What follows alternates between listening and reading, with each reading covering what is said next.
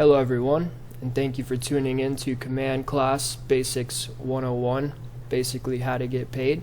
My name is Michael. I work with Keller Williams McLean, and today I will show you how to create opportunities in Command, as well as adding contacts and even setting up your DocuSign account. So the first step, of course, is to go to the Command website. So you can either type in agent.kw.com, or you could just search Google for Command KW, and then it will pop up. Your username and password are going to be the same as your MyKW account or your intranet. So just go ahead and sign in. If you get your password, you can just go ahead and follow the prompt to reset it. Once you log in, it'll take you into your dashboard. So first thing, you see all of your tasks, and you can set those up to know like exactly what you need to do, and it'll show you over here the product updates. So these are important to look at just to see what the timeline looks like. You could see what they just did last week, and then you could see what they're working on for this week, and you can change this up here to see what's next, and then it'll show you exactly what they're going to plan on working on. So the first thing that you want to do is you want to connect your DocuSign account. So in order to do that, well, let me go back.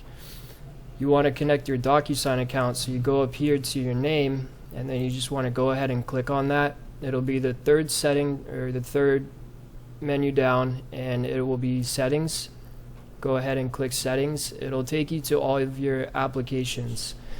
Once you get here, you'll see your DocuSign account. It should be right under Twitter, and if you could see all the other accounts, it'll say connect account. And so I will disconnect mine just to show you how that works. So now you can see that DocuSign is right up top, and then you can see connect account. They must have just moved it up. So if you click connect account, type in your email, your name, your last name, and make sure that you don't already have a DocuSign account attached to your email here. Even if you do have an account, do not click login here. Still make a new account. I cannot stress that enough. Since I do already have an account with KW, I can go ahead and log into it, only because I already created it under our market center. And so mine will look a little bit different. I'm just basically showing you that once you connect your DocuSign account, then right over here you'll see that it is indeed connected. If you scroll down, you can see a bunch of different applications that you can connect with, like Twilio if you use texting services, or Google Calendar, even Facebook if you want to do ad campaigns. You also have MailChimp right now, and then PieSync is a good one too. That one, it allows you to sync a lot of contacts from different applications. Gmail, I imagine, will be very important because you can sync your email interactions with your database. And then you just go through and connect each account. You could just go in there and set it up that way. We won't be getting too far into that right now because we want to keep it basic, but if we go back to the dashboard, remember this was the first screen that you saw when you logged in. There's not much in here right now. They want to keep it pretty simple, but if you go over here to the left, you can see contacts right under that little house. This is the first thing that we want to do. So as soon as you get a client, as soon as you get a lead or even an appointment, you want to upload them as soon as possible. And it's important to upload them because you cannot create an opportunity without first having in the contact. So you can either import your contacts, or you could just do a one by one. I know some agents, they just want to do the bare minimum to get paid. So I mean, that's okay. And so you would just, if you want to do the bare minimum, then you would just type in, let's go with Bob Barker. And basically you only need to put in their name for you to create an opportunity, but just to keep your database somewhat updated, it's good to put emails in here, as well as phone numbers. And so we'll put in It's the random phone number.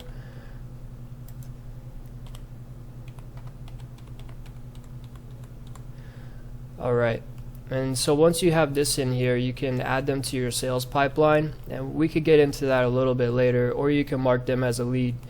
If you're just going ahead and creating an opportunity right away, do not mark this as a lead because they will not show up. You'll see what I mean later. And then you could put tags on them too. Are they an agent? Are they a buyer? Are they in your downline? Are they in our office like KW McLean? And if you click add more information, you can add a variety of information for them. So you could put their preferred method of contact, any additional emails, and I forgot to point out one thing. So you can add relationships right up here. So if you click add relationship, then you can put in their spouse's name, and then you can actually create a whole new contact while you're doing this. So if you have two buyers and they're let's just say that they're married, then you could do spouse, and then you click create new relationship, and you could just go through the whole process. So we'll do Sally Barker, and we will add them. Unfortunately, the email that I use is a fake email, or I just didn't put .com, and so we just added her. So now when you go to create your opportunity, you'll see that they both come up as well. And so down here you can add nice little abouts. So you could put their legal name if they have a different name, birthdays, home anniversaries, other relationships if they have kids, cousins, uncles, even where they work. And then here's the sales pipeline. Are they captured or are you connected? Captured just means you might have gotten a phone number, email address. Connected just means that you actually met up with them, and it's basically a hot lead. And then your lead source, Google contacts, Facebook ads. It's a nice way to track it. And then you can add any custom fields that you like, and you can select one or create one. So let's say, family reunion date.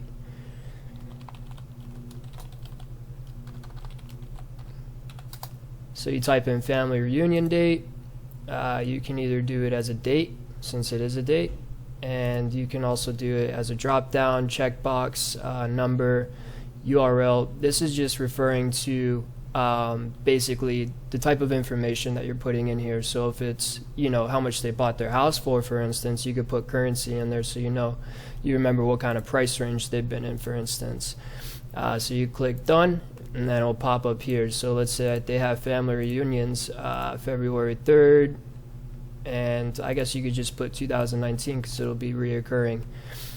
So once you put in all the information that you like about the contact, you just go ahead and click create, and they will show up here. So if you type in their name, and make sure that you checkbox everything, because if it's only the last name and you're typing in Bob, it may not pop up. So you want to make sure you click everything, and you want to make sure that everyone is checked up here as well, because if you have them as leads, then maybe they won't show up. So it's important to be cognizant about your settings up here. And then if you want to import, I know a lot of agents, they have thousands and thousands of contacts, so you can basically create your own custom Excel or CSV spreadsheet. KW has made one for you. It is pre-made, so if you click download, you can go in here and click it, and then it'll pull up an Excel for you. Sorry about that. So if you open this up, then you can see here first name, middle name, last name, and it basically shows you all the fields that you would need to upload it in there. And so you can basically just copy and paste everything, whether it's first names, last names. Just make sure that it matches up so they don't get imported incorrectly.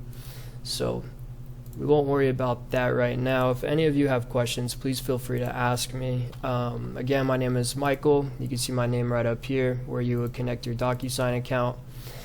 So moving on, the next step is to create an opportunity. So you can create an opportunity even before you have a contract.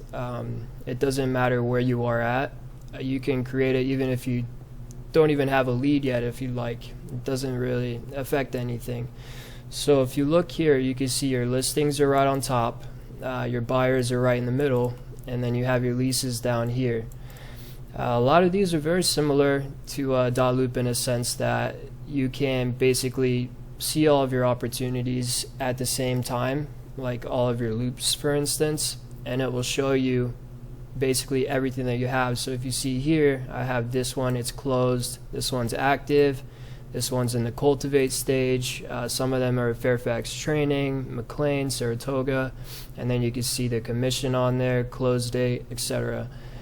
And so you can either search them by contact, assignee, so who did you assign the opportunity to, or the actual opportunity. So we'll go back here and I will show you how to create an opportunity. And one thing I want to point out is it's a lot better to use this in the sense that you can basically see your probable income. So it's going to be right here. Your probable income is going to be, you know, if I have a 70% closing rate when I get an appointment, for instance, then that statistic will go in there. And then potential is if everything goes exactly as planned, everything works out, and everything is closed, you know, tomorrow, that would be your potential income. And then you can see how you compare with your contracts to all the commands. So since I have two, I'm only better than 17.14% of everyone else in command. So if you look down here, each one basically has the same stage: cultivate, appointment, active, pending, and closed. So if we want to create an opportunity, you just go up here to this button, click create opportunity, market center, most likely be McLean if you're watching this. If you're on a team, your team name will pop right up here. And if you're a TC or admin and you have, you know, like different agents or teams, then they will show up right here. Opportunity type, this is where it's important to pay attention to listing, buyer, landlord, or tenant if it's a lease. So we'll do listing for today since it's more all-encompassing. So remember Bob Barker, we created him. Type in Bob and it will show up right here. This is why it's important to type in your contacts so that they can pop up here, because if you look, I can't just type in a contact. They actually have to be within our system. And then opportunity name. It's a good thing to label these as addresses, especially for compliance, because we search a lot by property names. So you can still add the buyer's name in there or the seller's name. It doesn't really matter, just as long as that property address is in there. You can add your custom tags if you like. So we could do McLean again. Estimated close date, not imperative, but you know, the more information the better. It's good to stay organized. Estimated listing price, we'll do $500,000 for today, and we will make 3% commission. This is also important for your Green Sheet 2.0, and then I'll show you a little bit later what that's about. Opportunity phase, whether it's active, an appointment, or you're trying to create it, we'll do active for now since we're just going to stay on the surface area, and we'll go to negotiations. So basically, they're negotiating a contract right here. If you click create opportunity, then it will show you all of the details. You can add in the buyer's agent's commission, even selling closer costs, mortgage balance, second mortgage balance. Not all of this is really important. What's important is who the owner is, such as myself, of the transaction, and then the seller agent's commission since we are on the listing side, the estimated listing price, commission rate, and you don't have to type in commission because it will automatically do it for you. If you do need to edit any of these, however, you have these little pencils up here, and you just click those and you can edit it at any time. So we'll go back here. You can also add checklists if you like. These are all editable, so if I want to basically send send clients like birthday gift.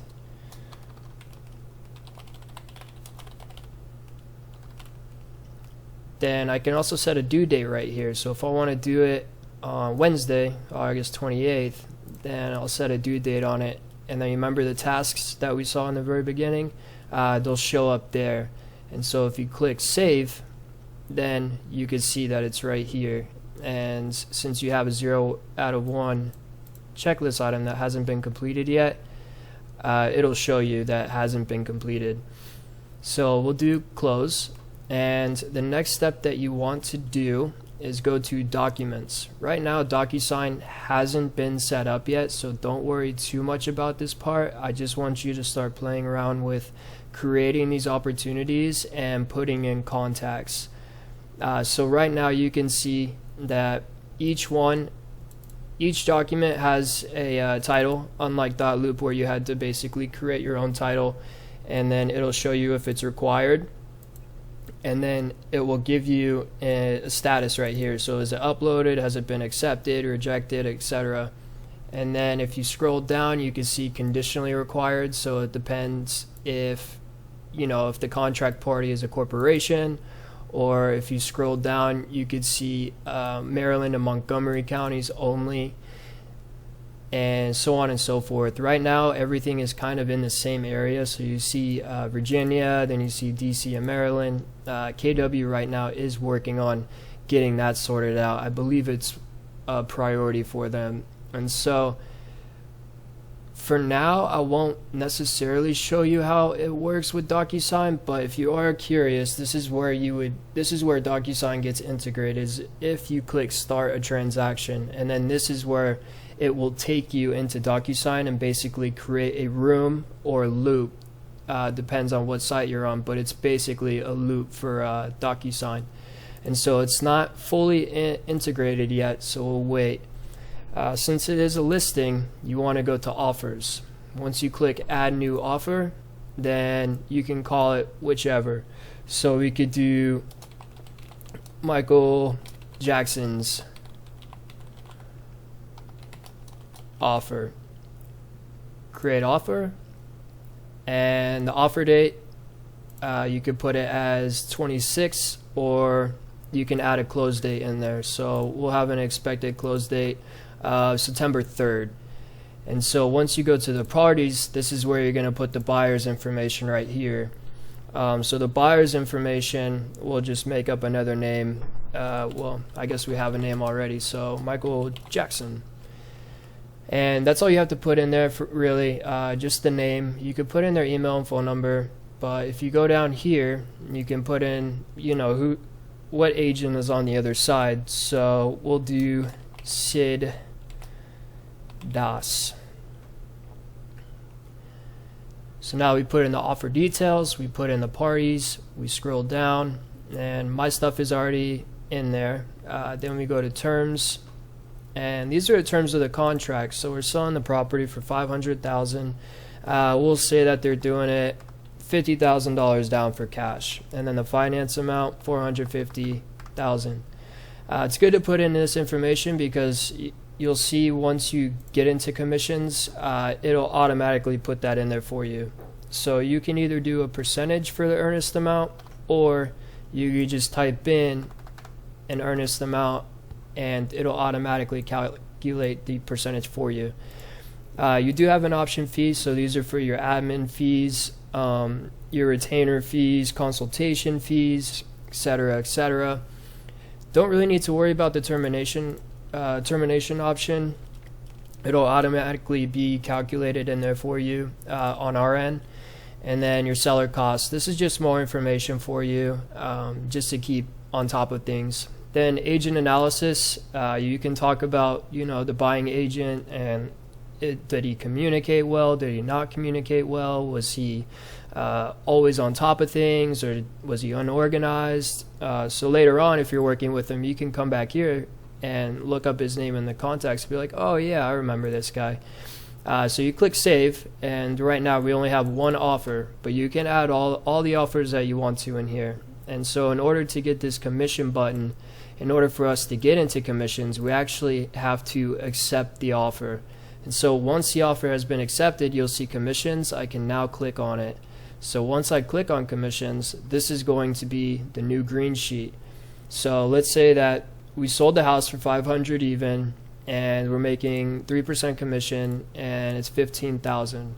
Currently, the whole 15,000 is only going to me. So if you scroll down here, you can see your real-time caps.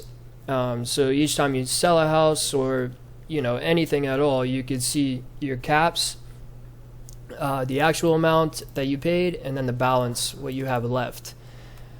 If we scroll up here, in order to add another agent, one person can't be getting 100%, because if one agent's getting 100%, then there's no one to put the money to.